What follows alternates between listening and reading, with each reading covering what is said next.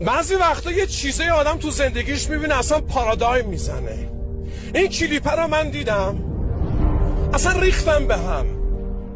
ببین چند بار تو زندگی تا حالا پیش اومده که خواستی یه هدفی رو بزنی، حرکت کردی، یهو همه چی ترکیده، بعد دوباره از نو شروع کردی، دوباره حرکت کردی، مسیرتو تغییر دادی، اما باز دوباره همه چیز ریخته به هم.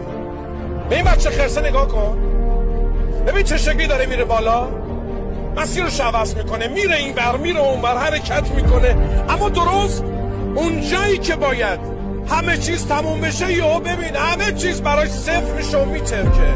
خدا وکیلی خیلی از ما این شکلی شدیم، خیلی از ما لحظه‌ای که بعد همه چیز تموم شه سقوط کردیم، اومدیم پایین، بعد همه شروع کردن مسخره کردن، تیک انداختن، گفتن دیدی نشد، دیدی بهت گفتیم فایده نداره، از اول ما میدونستیم. اما نگاه کن این بچه خرسه، نگاه کن، درست اینجا اصلا ببین دیوونه وار ادامه میده، اصلا وای نمیسته. ببین میخوام یه چیزی رو بهت بگم، خوب دقت کن، گوش کن.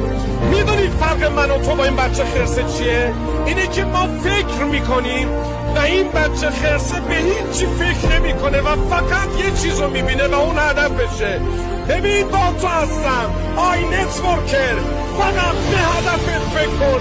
میخوای موفق شی، میخوای به موفقیت برسی، این تحلیل ها رو ول کن، فقط به موفقیتت فکر کن. بذار مسخرت کنن، بذار به تیکه بندازن، بذار بهت بگن تو نمیتونی، بذار بهت بگن تو دوباره برمیگردی، اما تو ادامه بده، با تمام قدرتت ادامه بده. به خدا من تضمین میکنم خدا کنارمونه، ادامه بده. من و تو انسانیم، انسان، ما از اول برنده ایم، فقط و فقط ادامه بده. تو شاهکار خلقتی، فقط ادامه بده.